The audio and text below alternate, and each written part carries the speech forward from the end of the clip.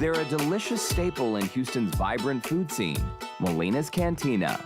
And this week, they're celebrating 83 years in business. Molina's is the oldest family-owned and operated Tex-Mex restaurant in Houston. In fact, they're often called the Pioneers of Tex Mex. Established in 1941 by Raul Molina Sr. and his wife Mary, Molina's was originally named Mexico City Restaurant. The family slept on the floor in a small apartment above the restaurant, and Raul Molina Jr., then just 13 years old, got a job washing dishes and as a cook helper. He also suggested a name change to Molina's Mexico City Restaurant. It stuck. That is, until they opened more locations and realized all those letters on the sign were too expensive to manufacture. So another name change happened, this time to the name we all know today, Molina's Cantina. Over the years, the restaurant solidified its place as a Houston institution. It was also a favorite of the late George H.W. and Barbara Bush.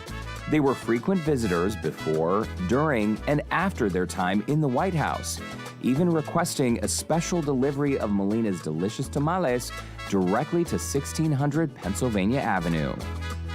Today, the three grandsons, Raul III, Ricardo, and Roberto, own and operate the three Molina's locations, Galleria area, Bel Air, and Fulshire. In 83 years, they've not only built upon an already delicious menu, they've also built community, serving Houston one fresh plate at a time and keeping their family's legacy alive.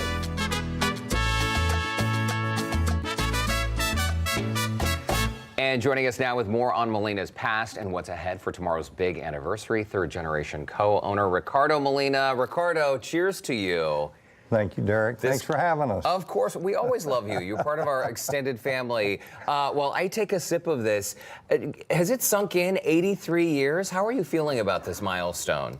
You know, we've been doing it so long. I've been doing it so long, and we grew up doing it. It just seems like another day. But I also think back that in 1941, when they started, what was going on in the world. There's a world war. The city of Houston was just infinitely smaller. It was just a completely different time.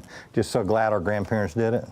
Well, and we're seeing photos right now of your grandparents, Raul Molina Sr. and your grandmother, Mary. They made a lot of sacrifices for this business to happen. And I know your father also made sacrifices. He started working in the restaurant at 13 years old.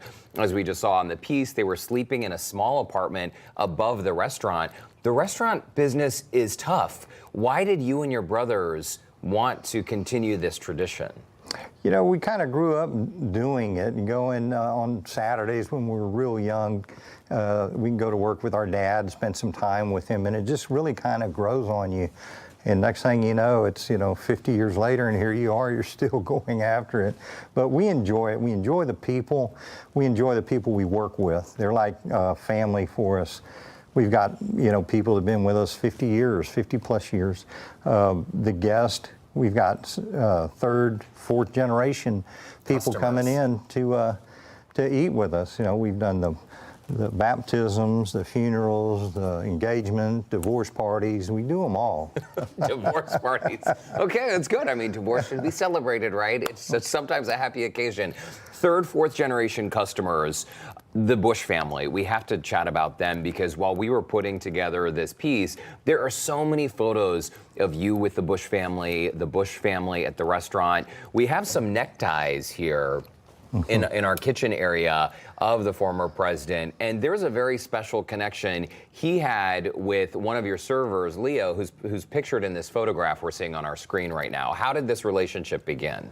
Well, we had the waitstaff wearing bow ties, and then somebody came up with the idea, I don't know who or why, and changed to neckties. And when he found that out, she's like, yeah, I got to get neckties. I don't have any. He says, well, I've got a lot of neckties. And so he would bring them in every once in a bit, and she started her collection, and he would always bring her little tidbits. And he's got a tie clip. He's got a tie here that's signed by Bush. This was when they commissioned the USS George Bush, the aircraft carrier. So she's got some really neat neat pieces.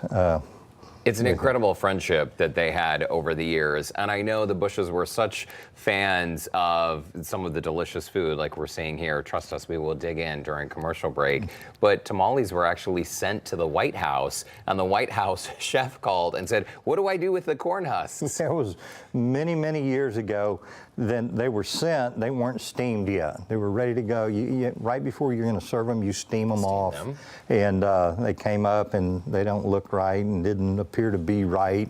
And so we got a call, Dad got a call from somebody, I'm assuming it was the chef in Washington, asked what to do with this and all. Yeah, well, you steam them off like this, and then you take the corn husk off, because not everybody knew that way back in the day. And they figured it out. We're seeing actually right now on our screen some correspondence over the years. So many notes of just thank you notes and notes of friendship. There clearly was a strong bond. And I understand the late president was always kind of on his own time. What's about the time that he was supposed to throw out the first pitch of the Astros game, but he wanted to stop by Molina's on the way? Yeah. He didn't have time for it?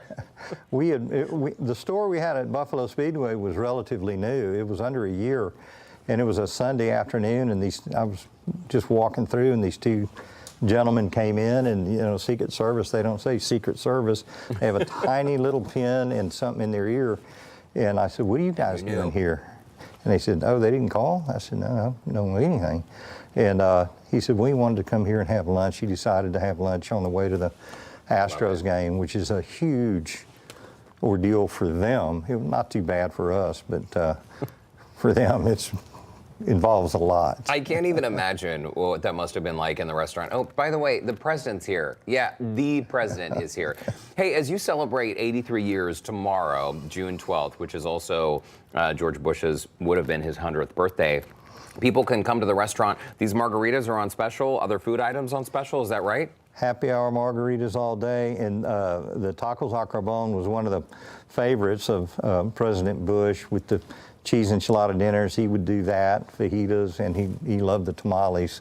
We sent him up there more than once, but they usually his friends would get them if they're going that way, and they knew how to deal with them. It's good stuff. Well, Ricardo Molina, thank you so much for stopping by. Cheers to you. Congrats on 83 years. Thanks you. Thanks for bringing this delicious spread. Thank you. Appreciate it. I love it. Cheers, and don't Salud. go away. Houston Life will be right back.